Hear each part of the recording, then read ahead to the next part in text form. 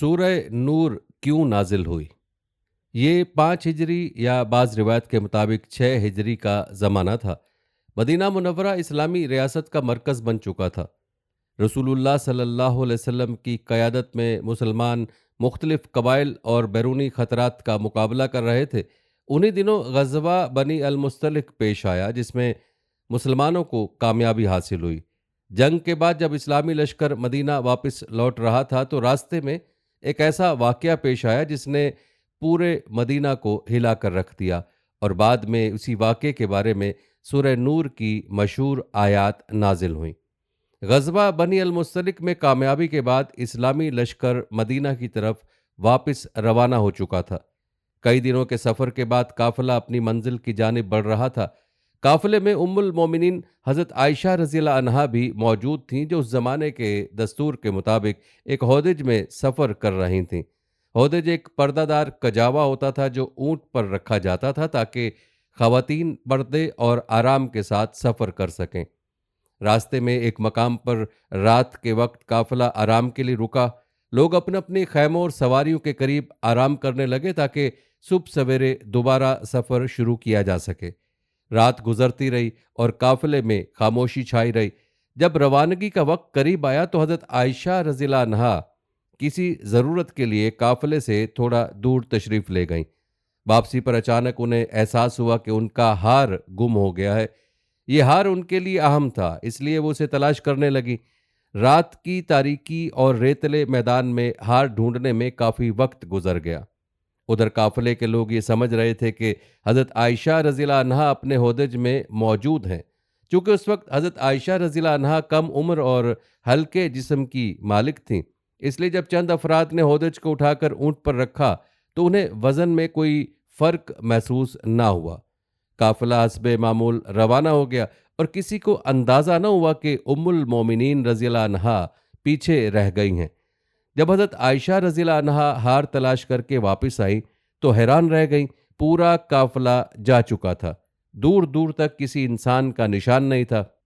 हर तरफ खामोश सहरा फैला हुआ था। एक लम्हे के लिए इंसान घबरा सकता था, लेकिन हज़रत आयशा रज़ियल्लाहु अन्हा ने सब्र और हिकमत का मुज़ाहरा किया। उन्होंने सोचा कि जब काफ़िले वालों को उनकी गैर मौजूदगी का इल्म होगा तो वो ज़रूर वापस आएंगे। इसी ख्याल से वो वहीं बैठ गईं और इंतज़ार करने लगीं। सहरा की खामोशी में वक्त गुजरता रहा। सूरज निकलने लगा और रोशनी फैलने लगी। हज़रत आयशा रज़ियल्लाहु अन्हा तन्हा बैठी अल्लाह ताला पर भरोसा किए हुए थीं। उन्हें मालूम नहीं था कि आने वाले दिन उनकी ज़िंदगी की सबसे बड़ी आजमाइश बनने वाले हैं।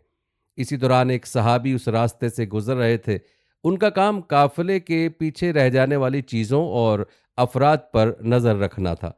उन्होंने दूर से एक इंसान को बैठा देखा। करीब आने पर उन्हें मालूम हुआ कि ये उम्मुल मोमिनीन हज़रत आयशा रज़ियल्लाहु अन्हा हैं। उन्होंने फ़ौरन इन्ना लिल्लाहि व इन्ना इलैहि राजिऊन पढ़ा और अदब के साथ अपनी सवारी उनके करीब बिठा दी ताकि वो काफिले तक पहुंच सकें। इस मौके पर ना कोई गुफ्तगू हुई, ना कोई गैर ज़रूरी बात। ये सब कुछ मुकम्मल पर्दे, एहतराम और शरीयत के मुताबिक हुआ। लेकिन तारीख गवाह है कि बाज़ औक़ात एक बिल्कुल सादा और मामूली वाक़या भी शरपसंद लोगों के हाथ में आकर एक बड़े फितने की शक्ल इख्तियार कर लेता है। हज़रत आयशा रज़ियल्लाहु अन्हा काफ़िले की तरफ रवाना हो गई, मगर उन्हें इस बात का अंदाज़ा भी नहीं था कि मदीना में कुछ ऐसे लोग मौजूद हैं जो इस वाक़े को एक ख़तरनाक हथियार के तौर पर इस्तेमाल करने वाले हैं। वो लोग जो बज़ाहिर मुसलमानों के दरमियान रहते थे, लेकिन उनके दिल ईमान से खाली थे। वो एक ऐसे मौके की तलाश में थे जिससे मुसलमानों के इत्तेहाद को नुकसान पहुंचाया जा सके। काफिला मदीना के करीब पहुंच रहा था और इसी के साथ एक ऐसा फितना भी जन्म ले रहा था जिसका जिक्र अल्लाह ताला ने कयामत तक के लिए कुरान मजीद में महफूज कर दिया। ये आजमाइश सिर्फ एक ख़ानदान की नहीं थी, बल्कि पूरे इस्लामी मुआशरे के ईमान, सब्र और किरदार का इम्तिहान बनने वाली थी। काफिला मदीना पहुंच चुका था। सफ़र की थकन अभी लोगों के चेहरों पर नुमाया थी, लेकिन अपने शहर वापस आने की खुशी भी हर तरफ महसूस की जा सकती थी। लोग अपने घरों की तरफ जा रहे थे। खानदान अपने अजीज़ों का इस्तकबाल कर रहे थे और ज़िंदगी एक बार फिर अपने मामूल पर लौटती दिखाई दे रही थी। बज़ाहिर सब कुछ मामूल के मुताबिक था, लेकिन हकीकत में एक ऐसा फितना जन्म ले चुका था जो आने वाले दिनों में पूरे मदीना को हिलाकर रख देने वाला था। उम्मुल मोमिनीन हज़रत आयशा रज़ी अल्लाह अन्हा भी अपने घर तशरीफ़ ले आईं, लेकिन मदीना पहुंचने के कुछ ही अरसे बाद वो बीमार हो गईं। बीमारी की वजह से वो ज़्यादातर घर में आराम करती रहीं और बाहर के हालात से तकरीबन बेखबर थीं। उन्हें अंदाज़ा नहीं था कि उनके बारे में ऐसी बातें फैलाई जा रही हैं जिनका हकीकत से कोई ताल्लुक नहीं। दूसरी तरफ मदीना में मुनाफिकीन सरगर्म हो चुके थे। उन लोगों को इस्लाम की बढ़ती हुई ताकत कभी पसंद नहीं आई थी। वो खुलेआम मुसलमानों का मुकाबला नहीं कर सकते थे, इसलिए हमेशा खुफिया साजिशों और अफवाहों का सहारा लेते थे। उनके सरदार अब्दुल्ला बिन अबी बिन सलूल ने इस वाक़े को एक सुनहरी मौका समझा। उसने एक ऐसा इल्ज़ाम तराशा जिसकी कोई बुनियाद नहीं थी, लेकिन वो जानता था कि अगर उसे बार बार दोहराया जाए तो बाज़ लोग उसे सच समझने लगेंगे। शुरू में ये बात चंद महदूद हलकों तक रही, लेकिन फिर आहिस्ता आहिस्ता मुख्तलिफ मजलिसों और घरों में पहुंचने लगी। लोग एक दूसरे से सरगोशियों में गुफ्तगू करते, कोई किसी से पूछता, कोई किसी से सुनी हुई बात बयान करता। बाज़ लोग सिर्फ तजस्सुस की वजह से इस मौजू पर बात करते, जबकि कुछ लोग अनजाने में मुनाफिकीन के प्रोपेगेंडे का हिस्सा बनते जा रहे थे। मदीना की फिजा में एक अजीब सी बेचैनी पैदा होने लगी। ये सिर्फ एक अफवाह नहीं थी, बल्कि एक ऐसे घराने के खिलाफ इल्ज़ाम था जिसे तमाम मुसलमान इज्जत और एहतराम की निगाह से देखते थे। मुखलिस मुसलमान इस बात को सुनकर परेशान हो जाते और इसे झूठ करार देते, लेकिन मुनाफिकीन अपनी कोशिशों में लगे रहे। वो चाहते थे कि दिलों में शक पैदा हो और उनके दरमियान एतमाद कमज़ोर पड़ जाए। उधर रसूलुल्लाह सल्लल्लाहु अलैहि वसल्लम के लिए भी ये वक्त इंतहाई सब्र आजमा था। आप सल्लल्लाहु अलैहि वसल्लम अपनी ज़ौजा मुतहरा के पाकीज़ा किरदार से बाखूबी वाकिफ़ थे, लेकिन चूंकि अभी तक अल्लाह ताला की तरफ से कोई वही नाजिल नहीं हुई थी, इसलिए आप सल्लल्लाहु अलैहि वसल्लम नहायत हिकमत और तहम्मुल के साथ हालात का जायज़ा ले रहे थे। आप सल्लल्लाहु अलैहि वसल्लम जल्दबाजी में कोई फैसला नहीं करना चाहते थे। ये मामला सिर्फ एक फ़र्द का नहीं था, बल्कि पूरे इस्लामी मुआशरे के लिए एक इम्तिहान बनता जा रहा था। हज़रत आयशा रज़ियल्लाहु अन्हा बीमारी के दौरान एक बात ज़रूर महसूस कर रही थीं। रसूलुल्लाह सल्लल्लाहु अलैहि वसल्लम जब उनके पास तशरीफ़ लाते तो हस्बे मामूल खैरियत दरियाफ़्त फरमाते, लेकिन वो ख़ास अंदाज़ शफ़क़त जो पहले नुमायाँ होता था, उसमें कुछ तब्दीली महसूस होती थी। हज़रत आयशा रज़ियल्लाहु अन्हा उसकी वजह नहीं जानती थीं। वो समझती थीं कि शायद बीमारी की वजह से उन्हें ऐसा महसूस हो रहा है। उन्हें यह इल्म नहीं था कि मदीना में एक फितना फैल चुका है और रसूलुल्लाह सल्लल्लाहु अलैहि वसल्लम उसी आजमाइश से गुजर रहे हैं। कई दिन इसी कैफियत में गुजर गए। अफवाहें रुकने की बजाय मजीद फैलती रहीं। मुनाफिकीन हर नई मजलिस में इसी मौजू को छेड़ते और कोशिश करते कि ज़्यादा से ज़्यादा लोग इस झूठ पर यकीन कर लें। यानी कमज़ोर दिल लोग भी तहकीक किए बगैर बात को आगे पहुंचा देते। उन्हें एहसास नहीं था कि वो एक बेगुनाह इंसान के बारे में कितने संगीन गुनाह का हिस्सा बन रहे हैं। बिलाखिर एक दिन हज़रत आयशा रज़ियल्लाहु अन्हा अपनी बीमारी में कुछ अफाका महसूस करने लगीं। अब वो पहले से बेहतर महसूस कर रही थीं और घर से बाहर निकलने के काबिल हो गई थीं। लेकिन इसी दौरान एक ऐसा लम्हा आने वाला था जो उनकी ज़िंदगी का रुख बदल देगा। वो लम्हा जब उन्हें पहली बार मालूम होगा कि मदीना में उनके बारे में क्या बातें फैलाई जा रही हैं। अब तक वो इस फितने से मुकम्मल तौर पर बेखबर थीं, मगर बहुत जल्द हकीकत उनके सामने आने वाली थी और इस हकीकत का सदमा उनके लिए बीमारी से कहीं ज़्यादा तकलीफ देह साबित होने वाला था। हज़रत आयशा रज़ियल्लाहु अन्हा की तबीयत अब पहले से कुछ बेहतर हो चुकी थी। बीमारी की शिद्दत कम होने लगी थी और वह आहिस्ता आहिस्ता मामूल की ज़िंदगी की तरफ वापस आ रही थीं। लेकिन उन्हें अब भी ये मालूम नहीं था कि मदीना में उनके बारे में किस किस्म की बातें फैलाई जा रही हैं। कई हफ्ते गुजर चुके थे और मुनाफिकीन का फैलाया हुआ फितना मुसलसल लोगों के दरमियान गर्दिश कर रहा था। एक दिन हज़रत आयशा रज़ियल्लाहु अन्हा किसी ज़रूरत के लिए घर से बाहर निकलीं। उनके साथ उम्मे मस्ते रज़ियल्लाहु अन्हा भी थीं, जो मदीना के एक मारूफ मुसलमान ख़ानदान से ताल्लुक़ रखती थीं।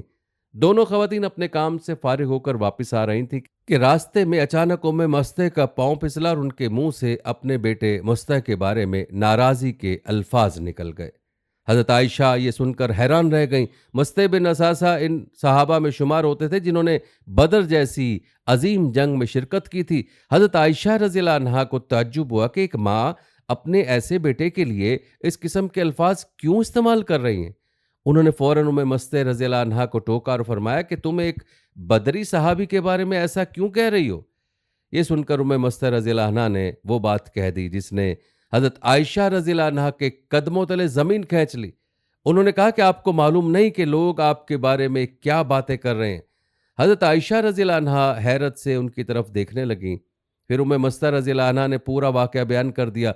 उन्होंने बताया कि मदीना में एक झूठा इल्ज़ाम फैलाया जा रहा है और बाज़ लोग इस अफ़वाह को आगे बढ़ा रहे हैं। हज़रत आयशा रज़ियल्लाहु अन्हा ने जब ये सुना तो उन पर जैसे बिजली गिर गई। वो चंद लम्हों के लिए कुछ बोल ही ना सकीं। ये उनकी ज़िंदगी का शायद सबसे दर्दनाक लम्हा था। वो इल्ज़ाम जिसके बारे में पूरा मदीना गुफ्तगू कर रहा था, उसकी खबर उन्हें सबसे आखिर में मिली थी। उनके लिए तसव्वुर करना भी मुश्किल था कि कोई शख्स ऐसी बात सोच भी सकता है। गम और सदमे से उनकी आंखों में आंसू आ गए। वो फौरन घर वापस आईं। घर पहुंचकर उन्होंने रसूलुल्लाह सल्लल्लाहु अलैहि वसल्लम से इजाज़त तलब की कि वो अपनी वालिदा के घर जाना चाहती हैं।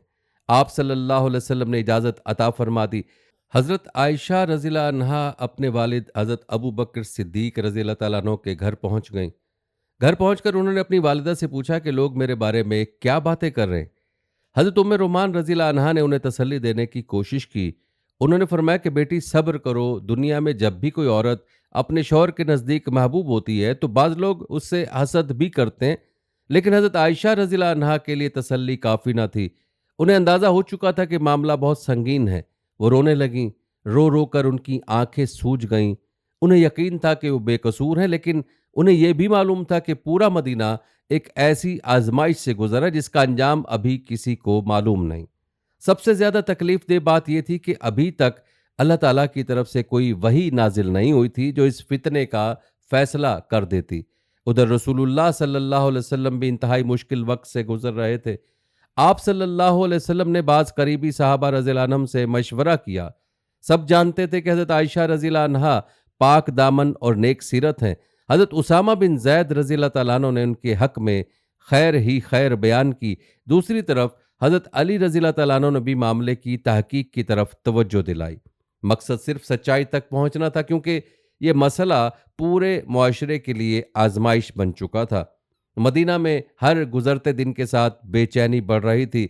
मुखलिस मुसलमान दुआ कर रहे थे कि अल्लाह ताला जल्द हकीकत वाज़े फरमा दे, जबकि मुनाफिकीन खामोशी से अपने झूठ को फैलाने में मसरूफ थे। लेकिन उन्हें यह मालूम नहीं था कि जिस फितने को अपनी कामयाबी समझ रहे हैं, बहुत जल्द कुरान मजीद की आयात नाजिल होने वाली हैं जो न सिर्फ हज़रत आयशा रज़ियल्लाहु अन्हा की बेगुनाही को साबित करेंगी, बल्कि क़यामत तक आने वाले मुसलमानों को ये सबक भी देंगी कि बग़ैर तहकीक के किसी खबर को आगे बढ़ाना कितना बड़ा गुनाह है। अब मदीना की नज़रें एक ही चीज़ पर लगी थीं। सब इंतज़ार कर रहे थे कि अल्लाह ताला की तरफ से इस मामले में क्या फ़ैसला नाजिल होता है, और ये इंतज़ार हज़रत आयशा रज़ियल्लाहु अन्हा के लिए हर गुज़रते दिन के साथ मज़ीद तकलीफ़ देह बनता जा रहा था। हज़रत आयशा रज़ियल्लाहु अन्हा अपने वालिद हज़रत अबू बकर सिद्दीक रज़ियल्लाहु तआला अन्हु के घर मौजूद थीं। गम, परेशानी और बेयकीनी की कैफियत ने उनकी ज़िंदगी को घेर लिया था। वो जानती थी कि वो बेकसूर हैं, लेकिन मदीना में फैलने वाली अफवाहों ने हालात को इस नहज पर पहुंचा दिया था जहां हर गुजरता दिन एक नई आजमाइश बनकर सामने आ रहा था। उनकी आंखों से आंसू मुसलसल बहते रहते थे। कभी वो दुआ करती, कभी खामोश हो जाती और कभी ये सोचकर मजीद परेशान हो जाती कि आखिर इस आजमाइश का इख्तिताम कब होगा। उधर रसूलुल्लाह सल्लल्लाहु अलैहि वसल्लम भी निहायत हिकमत और सब्र के साथ इस मामले का सामना कर रहे थे। ये सिर्फ एक घरेलू मसला नहीं था, बल्कि पूरी इस्लामी जमात का इम्तिहान बन चुका था। मदीना के लोग मुख्तलिफ गिरोहों में बंट चुके थे। मुखलिस मुसलमान इस इल्ज़ाम को झूठ समझते थे, जबकि मुनाफिकीन दिल ही दिल में खुश थे कि उनकी साजिश अपना असर दिखा रही है। एक दिन रसूलुल्लाह सल्लल्लाहु अलैहि वसल्लम ने लोगों को मस्जिद में जमा किया। आप सल्लल्लाहु अलैहि वसल्लम ने खुतबा इरशाद फरमाया जिसमें उन लोगों के बारे में इजहार नाराज़ी किया जो एक बेबुनियाद इल्ज़ाम को फैला रहे थे। आप सल्लल्लाहु अलैहि वसल्लम ने वाज़े फरमाया कि बाज़ लोग अहले बैत नबवी के खिलाफ ऐसी बातें कर रहे हैं जिनकी कोई हकीकत नहीं। इस मौका पर बाज़ सहाबा रज़ियल्लाहु अन्हुम खड़े हुए और उन्होंने रसूलुल्लाह सल्लल्लाहु अलैहि वसल्लम की हिमायत में गुफ्तगू की। कुछ देर के लिए मस्जिद का माहौल इंतहाई हसास हो गया। हालात इस कदर नाजुक हो चुके थे कि ज़रा सी बेएहतियाती एक बड़े इख्तलाफ का सबब बन सकती थी। दूसरी तरफ हज़रत आयशा रज़ियल्लाहु अन्हा के घर में खामोशी छाई हुई थी। उनकी वालिदा उन्हें तसल्ली देती, उनके वालिद उन्हें सब्र की तलकीन करते, लेकिन जो बोझ उनके दिल पर था वो किसी के लिए हल्का करना आसान नहीं था। कई दिन गुजर चुके थे और अभी तक आसमान से कोई फैसला नाजिल नहीं हुआ था। यही इंतजार सबसे ज्यादा तकलीफ दे था। फिर एक दिन रसूलुल्लाह सल्लल्लाहु अलैहि वसल्लम हजरत अबू बकर रजी अल्लाह तआला अन्हु के घर तशरीफ लाए। घर में हजरत आयशा रजी अल्लाह अन्हा, उनके वालिद और उनकी वालिदा मौजूद थीं। फिजा में खामोशी थी। रसूलुल्लाह सल्लल्लाहु अलैहि वसल्लम तशरीफ फरमा हुए और फिर हज़रत आयशा रज़ियल्लाहु अन्हा से गुफ्तगू फरमाई। आप सल्लल्लाहु अलैहि वसल्लम ने फरमाया कि अगर तुमसे कोई गलती हुई है तो अल्लाह ताला से तौबा करो, क्योंकि अल्लाह ताला अपने बंदों की तौबा कबूल फरमाता है। ये अल्फाज सुनकर हज़रत आयशा रज़ियल्लाहु अन्हा के दिल पर मजीद बोझ बढ़ गया। उन्हें महसूस हुआ कि अब मामला बहुत आगे बढ़ चुका है। उन्होंने अपने वालिद की तरफ देखा, फिर अपनी वालिदा की तरफ देखा, लेकिन दोनों खामोश थे। वो जानते थे कि ये वक्त इंतहाई नाजुक है। हज़रत आयशा रज़ियल्लाहु अन्हा ने आंसू के साथ जवाब दिया। उन्होंने फरमाया कि मैं जानती हूँ कि आप लोगों ने ये बातें सुन ली हैं और शायद उनका असर भी दिलों में आ गया है। अगर मैं अपनी बेगुनाही बयान करूँ तो शायद लोग यकीन न करें, और अगर मैं ऐसी बात मान लूँ जो मैंने की ही नहीं तो अल्लाह जानता है कि मैं झूठ बोल रही हूँ। फिर उन्होंने हज़रत याकूब अलैहिस्सलाम के अल्फाज दोहराए, बस सब्र ही बेहतर है और तुम जो बातें बयान करते हो उन पर अल्लाह ही मदद करने वाला है। ये कहकर हजरत आयशा रज़ियल्लाहु अन्हा एक तरफ रुख करके लेट गईं। उनकी आंखों से आंसू बह रहे थे, लेकिन उनके दिल में एक यकीन मौजूद था। वो जानती थी कि अल्लाह ताला उनकी बेगुनाही से वाकिफ हैं। अलबत्ता उन्हें ये उम्मीद नहीं थी कि उनके बारे में कुरान मजीद की आयात नाजिल होंगी जो कयामत तक पढ़ी जाएंगी। घर में खामोशी छा गई। सबकी नज़रें रसूलुल्लाह सल्लल्लाहु अलैहि वसल्लम पर थीं। इसी दौरान वो लम्हा करीब आ गया जिसका कई दिनों से इंतजार था। अचानक रसूलुल्लाह सल्लल्लाहु अलैहि वसल्लम पर वही की कैफियत तारी होने लगी। घर के तमाम अफराद खामोश हो गए। कोई नहीं जानता था कि चंद लम्हों बाद क्या होने वाला है, लेकिन सब महसूस कर रहे थे कि आसमान से फैसला आने वाला है। अब आजमाइश अपने आखिरी मरहले में दाखिल हो चुकी थी और बहुत जल्द अल्लाह ताला खुद इस मामले का फैसला सुनाने वाले थे। ये वो फैसला था जो न सिर्फ हजरत आयशा रज़ियल्लाहु अन्हा की बेगुनाही साबित करेगा, बल्कि मुनाफिकीन की साजिश को भी हमेशा के लिए बेनकाब कर देगा। अब वो लम्हा आ पहुंचा था जिसका कई दिनों से इंतजार किया जा रहा था। घर में खामोशी तारी थी। रसूलुल्लाह सल्लल्लाहु अलैहि वसल्लम पर वही की कैफियत नाजिल हो चुकी थी। हजरत आयशा रज़ियल्लाहु अन्हा, हजरत अबू बकर रज़ियल्लाहु तआला अन्हु, हजरत उम्मे रुमान रज़ियल्लाहु अन्हा और घर में मौजूद तमाम अफराद बेचैनी के साथ इंतजार कर रहे थे। ये चंद लम्हे ऐसे थे जो गोया कई घंटों पर मुहित महसूस हो रहे थे। सहाबा कराम रज़ियल्लाहु तआला अन्हुम जानते थे कि जब रसूलुल्लाह सल्लल्लाहु अलैहि वसल्लम पर वही नाजिल होती है तो उसकी कैफियत आम हालात से मुख्तलिफ होती है। शदीद सर्दी के दिनों में भी आप सल्लल्लाहु अलैहि वसल्लम की पेशानी पर पसीना आ जाता था। उस वक्त भी यही कैफियत थी। घर के अंदर सन्नाटा छाया हुआ था और सबकी नजरें रसूलुल्लाह सल्लल्लाहु अलैहि वसल्लम की तरफ थीं। कुछ देर बाद वही की कैफियत खत्म हुई। रसूलुल्लाह सल्लल्लाहु अलैहि वसल्लम के चेहरे मुबारक पर इत्मीनान और खुशी के आसार नुमाया थे। यह मंजर देखकर सबके दिलों की धड़कन तेज हो गई। आखिरकार वो फैसला आ चुका था जिसका इंतजार पूरा मदीना कर रहा था। रसूलुल्लाह सल्लल्लाहु अलैहि वसल्लम ने सबसे पहले हजरत आयशा रज़ियल्लाहु अन्हा की तरफ देखा और फरमाया, आयशा, अल्लाह ताला ने तुम्हारी बिर्रत पर आयत नाजिल फरमा दी है। ये अल्फाज सुनते ही घर का माहौल यकसर बदल गया। कई दिनों से जारी इस्तराब, खौफ और बेयकीनी एक लम्हे में ख़त्म होने लगी। हज़रत आयशा रज़ियल्लाहु अन्हा के लिए वो खबर थी जिसकी वो अपने रब से उम्मीद रखती थीं। वो जानती थीं कि अल्लाह ताला उनकी बेगुनाही से वाकिफ़ हैं, लेकिन ये नहीं सोच सकती थी कि उनके बारे में कुरान मजीद की आयात नाजिल होंगी जो कयामत तक तिलावत की जाती रहेंगी। इसी मौके पर सूरह नूर की आयात नाजिल हुई जिनमें अल्लाह ताला ने इस इल्ज़ाम को खुला झूठ करार दिया।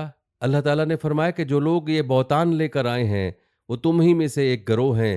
फिर मुसलमानों को ये तालीम दी गई कि जब उन्होंने ये बात सुनी थी तो उन्हें अपने दिल में नेक गुमान रखना चाहिए था और फौरन कहना चाहिए था कि ये सरी बहतान है। कुरान मजीद ने सिर्फ हज़रत आयशा रज़ियल्लाहु अन्हा की बेगुनाही बयान नहीं की, बल्कि मुसलमानों को एक अजीम उसूल भी सिखाया। अल्लाह ताला ने वाज़ेह फरमा दिया कि किसी भी खबर को तहकीक के बगैर कबूल करना या आगे फैलाना एक संगीन गुनाह है। जो लोग बेगुनाह और पाक दामन अफराद पर इल्ज़ाम लगाते हैं उनके लिए दुनिया और आखिरत में सख्त वईद बयान की गई। हज़रत अबू बकर सिद्दीक रज़ियल्लाहु ताला अन्हु और उनके अहले खाना के लिए लम्हा नाकाबिले बयान खुशी का था। कई हफ्तों से वो जिस आजमाइश से गुजर रहे थे अब उसका खात्मा हो चुका था, लेकिन उसी के साथ अल्लाह ताला ने यह भी वाज़ेह कर दिया था कि इस फितने में हिस्सा लेने वाले लोग अपने अमल के जिम्मेदार होंगे। मदीना में जब ये आयत पहुंची तो हर तरफ उनका चर्चा होने लगा। वो लोग जिस झूठ को सच समझ बैठे थे उन्हें अपनी गलती का एहसास हुआ। मुखलिस मुसलमान अल्लाह ताला का शुक्र अदा करने लगे कि उसने अहले बैत नबवी की इज्जत और नाफूस की हिफाजत फरमाई। दूसरी तरफ मुनाफिकीन की साजिश बुरी तरह नाकाम हो चुकी थी। वो जिस फितने के जरिए मुसलमानों में इख्तलाफ पैदा करना चाहते थे अल्लाह ताला ने उसी फितने को उनकी रुसवाई का सबब बना दिया। इस वाक़े के बाद इस्लामी मुआशरे के लिए नए अहकामात भी नाजिल हुए।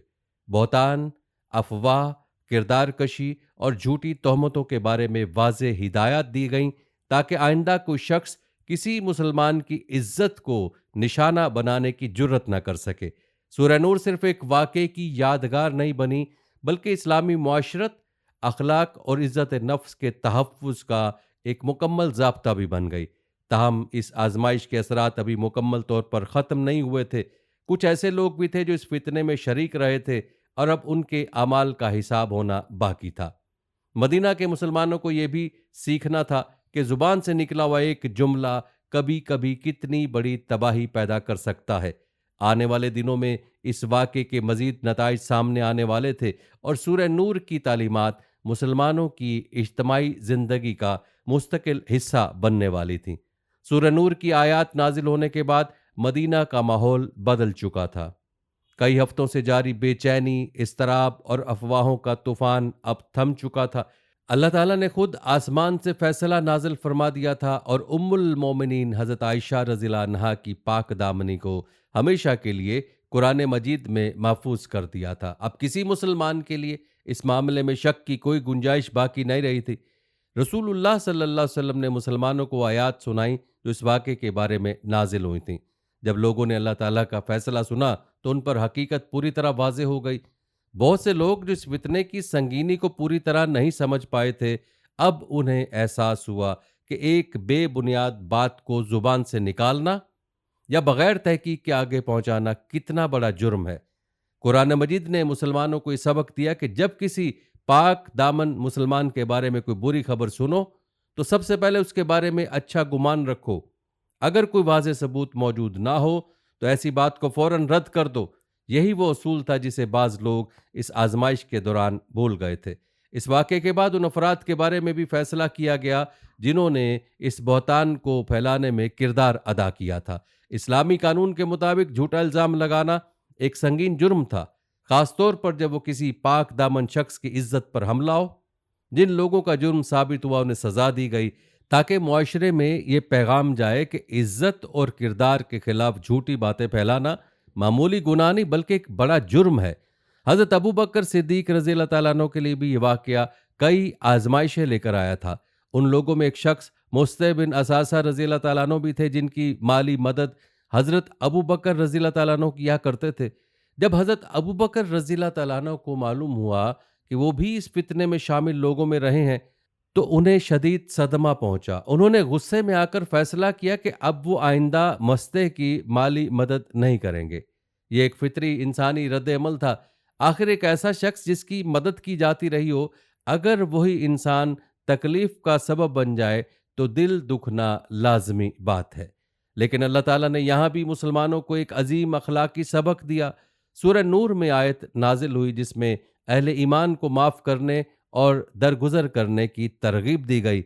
अल्लाह ताला ने फरमाया कि क्या तुम पसंद नहीं करते कि अल्लाह तुम्हें माफ कर दे? ये अल्फाज सुनते ही हजरत अबू बकर रजी अल्लाह ताला अन्हु का दिल बदल गया। उन्होंने फौरन फरमाया कि बेशक मैं चाहता हूं कि अल्लाह ताला मुझे माफ फरमाए। चुनाचे उन्होंने न सिर्फ अपनी माली मदद दोबारा शुरू कर दी, बल्कि पहले की तरह एहसान का सिलसिला भी जारी रखा। ये वाकया सिर्फ एक इल्ज़ाम और उसकी तरदीद की कहानी नहीं था। ये ईमान, सब्र, अखलाक, माफ़ी और अल्लाह ताला पर भरोसे की एक अजीम मिसाल भी बन गया। हज़रत आयशा रज़ी अल्लाह ताला अन्हा ने सब्र किया, रसूलुल्लाह सल्लल्लाहु अलैहि वसल्लम ने हिकमत और तहम्मुल का मुज़ाहरा किया, हज़रत अबू बकर रज़ी अल्लाह ताला अन्हु ने माफ़ी और दरगुजर की आला मिसाल कायम की और अल्लाह ताला ने पूरी उम्मत को ऐसे उसूल अता किए जो क़यामत तक मुसलमानों की रहनुमाई करते रहेंगे। मदीना के लोग अब इस आजमाइश से बहुत कुछ सीख चुके थे। उन्हें अंदाज़ा हो गया था कि ज़ुबान से निकला हुआ एक झूठा जुमला कितनी बड़ी तबाही पैदा कर सकता है। एक अफ़वाह सिर्फ एक फ़र्द को नहीं बल्कि पूरे मुआशरे को मुतासिर कर सकती है। इसीलिए कुरान मजीद ने बार बार तहकीक, हुस्न ज़न और सच्चाई की अहमियत पर जोर दिया। वक्त गुजरने के साथ ये फितना तारीख का हिस्सा बन गया, लेकिन उसके असबाक हमेशा जिंदा रहे। आज भी जब सूरह नूर की वो आयात पढ़ी जाती हैं तो मुसलमानों को याद दिलाया जाता है कि इज्जत नफ्स की हिफाजत कितनी अहम है, और ये कि किसी के बारे में सुनी सुनाई बात पर यकीन करना कितना खतरनाक हो सकता है। यूं वो आजमाइश जिसने एक वक्त पूरे मदीना को हिलाकर रख दिया था, अल्लाह ताला की रहमत से ख़त्म हुई, मगर उसके छोड़े हुए असबाक हमेशा के लिए उम्मत के दिलों में महफूज हो गए। अब सिर्फ एक आखिरी मरहला बाकी था। इस पूरे वाक़े से हासिल होने वाले पैगामात और सूरह नूर की दायमी तालीमात जो हर दौर के मुसलमानों के लिए मशअल राह बनने वाली थीं। वाक़े उफ़ुक़ का फितना ख़त्म हो चुका था। अल्लाह ताला ने आसमान से फ़ैसला नाज़िल फ़रमा दिया था। उम्मुल मोमिनीन हज़रत आयशा रज़ियल्लाहु अन्हा की पाक दामनी को कुरान मजीद में हमेशा के लिए महफूज कर दिया गया था और मुनाफ़िकीन की साजिश नाकाम हो चुकी थी। लेकिन इस वाक़े की अहमियत सिर्फ इतनी नहीं थी कि एक इल्ज़ाम का जवाब दिया गया, बल्कि अल्लाह ताला ने उसके ज़रिए पूरी उम्मत को ऐसे उसूल अता किए जो क़यामत तक मुसलमानों की रहनुमाई करते रहेंगे। सूरह नूर ने मुसलमानों को सिखाया कि किसी भी खबर को बगैर तहकीक के कबूल नहीं करना चाहिए। एक झूठी बात, एक अफवाह या एक बेबुनियाद इल्ज़ाम सिर्फ एक फ़र्द का नुकसान नहीं पहुंचाता, बल्कि पूरे मुआशरे के अमन, एतमाद और अखुवत को तबाह कर सकता है। मदीना में भी यही हुआ था। चंद लोगों की ज़ुबान से निकली हुई बात ने पूरे शहर को इज़्तिराब में मुब्तला कर दिया था। अल्लाह ताला ने इस वाक़े के ज़रिए यह भी वाज़ेह फरमाया कि मोमिन का फ़र्ज़ है कि वो दूसरे मोमिन के बारे में अच्छा गुमान रखे। जब कोई खबर सुने तो फौरन उसे आगे ना बढ़ाए, बल्कि पहले उसकी हकीकत जानने की कोशिश करे। अगर सबूत मौजूद ना हो तो ऐसी बात को कबूल करने की बजाय रद्द कर देना चाहिए। यही वो सबक था जो बाज़ लोग इस आजमाइश के दौरान भूल गए थे। ये वाक़या हज़रत आयशा रज़ियल्लाहु अन्हा की अज़मत और फ़ज़ीलत की भी रोशन दलील है। अल्लाह ताला ने उनकी बिर्रत के लिए कुरान मजीद की आयात नाजिल फरमाई जो क़यामत तक पढ़ी जाती रहेंगी। दुनिया की तारीख में शायद ही किसी और इंसान को एजाज़ हासिल हुआ हो कि उसकी बेगुनाही का ऐलान बराह रास्त आसमान से नाजिल होने वाली वही के ज़रिए किया गया। आज के दौर में जब सोशल मीडिया और ज़राए अबलाग के ज़रिए खबरें दुनिया भर में फैल जाती हैं, वाक़े उफ़ुक़ का सबक पहले से कहीं ज़्यादा अहम हो गया है। आज भी बहुत से लोग तहकीक किए बगैर खबरें शेयर कर देते हैं, अफ़वाहों पर यकीन कर लेते हैं या दूसरों के बारे में मनफी बातें फैलाते हैं। सूरह नूर हमें याद दिलाती है कि एक मोमिन की ज़ुबान और उसकी उँगलियां दोनों अल्लाह के सामने जवाबदेह हैं। यूं सूरह नूर सिर्फ हज़रत आयशा रज़ियल्लाहु अन्हा पर लगाए गए इल्ज़ाम की दास्तान नहीं, बल्कि अखलाक, इंसाफ, हुस्न ज़न, सब्र और सच्चाई का एक अबदी मंशूर है। ये वाक़या हमें सिखाता है कि आजमाइश कितनी ही बड़ी क्यों ना हो, अगर इंसान हक पर हो और अल्लाह पर भरोसा रखे तो बिल आखिर सच्चाई ही गालिब आती है। मुनाफिकीन के झूठ खत्म हो गए, अफवाहें मिट गईं, लेकिन कुरान में नाजिल होने वाली सच्चाई आज भी जिंदा है और क़यामत तक जिंदा रहेगी। यही सूरह नूर का सबसे बड़ा पैगाम है। नाज़रीन, वाक़े उफ़ुक़ सिर्फ तारीख़ इस्लाम का एक अहम बाब नहीं, बल्कि हर दौर के मुसलमानों के लिए एक जिंदा सबक और दायमी रहनुमाई का ज़रिया है। ये वाक़या हमें सिखाता है कि किसी भी खबर को तहकीक के बगैर कबूल करना, दूसरों तक पहुंचाना या उस पर यकीन कर लेना कितनी खतरनाक बात हो सकती है। सूरह नूर हमें हुस्न ज़न, सब्र, इंसाफ, मुआफ़ी, पाकीज़ा अखलाक और सच्चाई की तालीम देती है। ये हमें याद दिलाती है कि एक मोमिन की ज़ुबान और उसके अल्फाज ही नहीं, बल्कि उसके अमाल भी अल्लाह ताला के सामने जवाबदेह हैं। झूठ, बहतान और अफवाहें वक्ती तौर पर असर डाल सकती हैं, लेकिन आखिरकार सच्चाई ही गालिब आती है। अल्लाह ताला हमें दूसरों की इज्जत और आबरू की हिफाजत करने, हक बात कहने, तहकीक के बगैर किसी खबर को आगे ना फैलाने और अपनी ज़िंदगी को कुरान और सुन्नत की तालीमात के मुताबिक गुजारने की तौफीक अता फरमाए। आमीन।